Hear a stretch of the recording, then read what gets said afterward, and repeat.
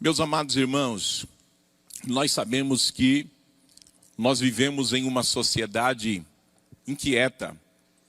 Nós vivemos numa sociedade em que as pessoas, elas têm pressa em atingir os seus objetivos. E muitas vezes essa pressa, ela se transforma em um transtorno na vida de algumas pessoas. Porque nós sabemos que, conforme diz a palavra de Deus, que é tudo ao seu tempo.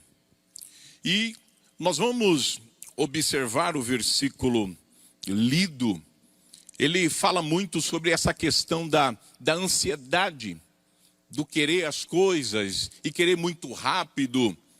E às vezes você trabalha, você corre, você luta por um objetivo e você não se cuida. E por não se cuidar, você passa a ficar estressado devido à carga do dia a dia. Isso tem sido prejudicial. E isso traz uma certa dificuldade até mesmo na saúde. E isso tem acontecido muito no nosso meio.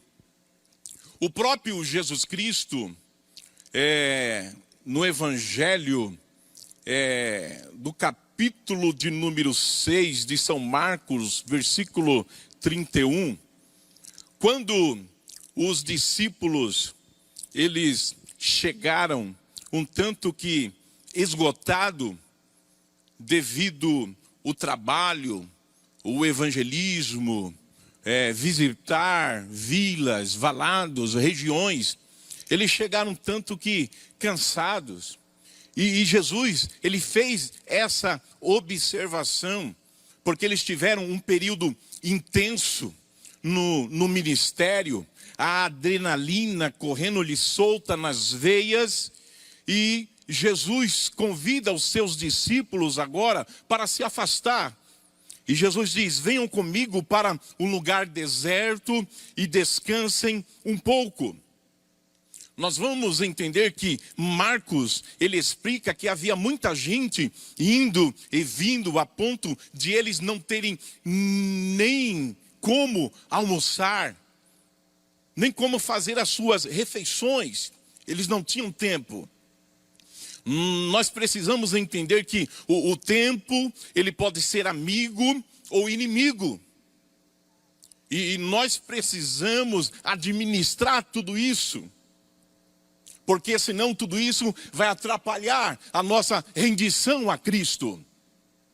Há muitas pessoas que têm uma certa dificuldade.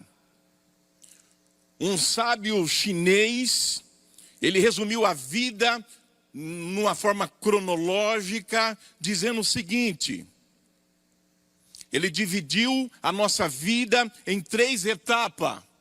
Observe bem, meus amados irmãos: pressa, preocupação, enterro. Note bem. Nós vamos observar que Jesus, ele teve sempre esta preocupação. Há muitas pessoas que são habitoladas e estão sofrendo, porque às vezes não adianta orar, não adianta buscar e não fazer a sua parte. Nós precisamos fazer a nossa parte. E Jesus, ele vai convidar os discípulos para descansar. Porque às vezes nós temos dificuldades de entender que nós precisamos arrumar um tempo para nós, precisamos arrumar um tempo para a nossa família. Isso é muito importante. Há muitas pessoas que buscam pela família. Pastor, ora pela minha família. Pessoas que fazem campanhas pela família. Meus amados, mas não só se resume na campanha. Você precisa fazer a sua parte junto à tua família. Agrega a tua família para um descanso. Agrega a tua família para um retiro. Porque nós sabemos que nós estamos vivendo momentos em que as pessoas estão tão ansiosas que nem tem tempo para acompanhar o crescimento dos filhos, não tem tempo para a família. E nós sabemos que o inimigo ele vem articulando para tentar de todas as formas destruir a família.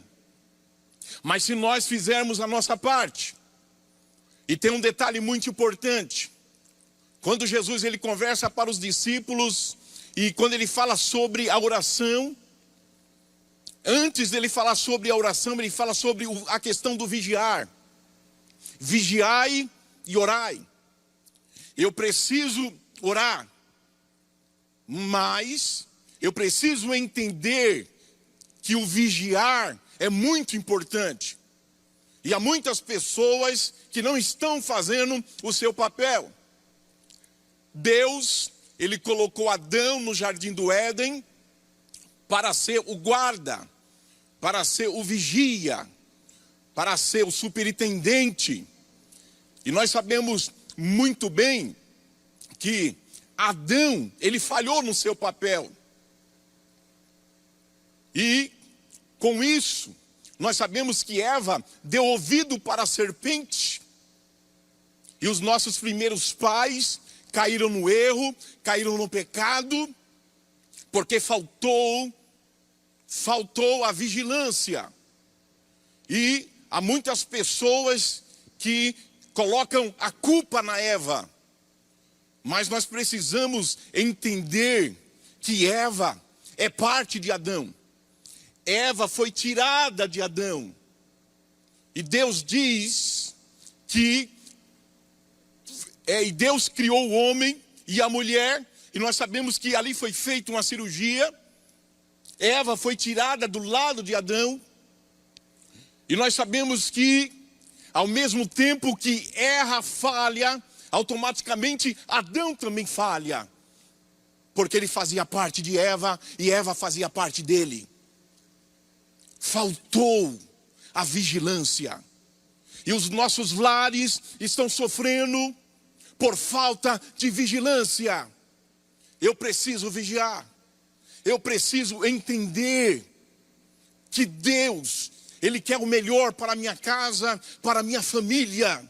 Mas eu tenho que tapar as brechas. Se tratando, irmãos, desse assunto aqui, nós sabemos que há muitas pessoas que é fácil detectar quando elas estão esgotadas, ao observar o seu semblante, um semblante caído, uma fraqueza espiritual, no emocional, no físico. São pessoas que se denunciam pelo seu semblante. E elas dizem o seguinte: eu não aguento mais. Cheguei ao fundo do poço. Eu não vejo luz no final do túnel. Está tudo acabado. Para mim não tem jeito. Eu já sofri demais. Não tenho mais saída. Estou cansada da vida. Não acredito mais em ninguém. Há muitas pessoas que estão nessa situação. Mas por que se encontra nessa situação? Sabe por quê? Porque você até orou. Você até fez a sua campanha. Mas você não vigiou. E eu quero te chamar para um particular. Eu quero te chamar para uma responsabilidade pessoal. Porque você tem uma responsabilidade pessoal com a tua família, com a tua casa, na tua igreja, com o teu esposo. Você tem uma responsabilidade pessoal.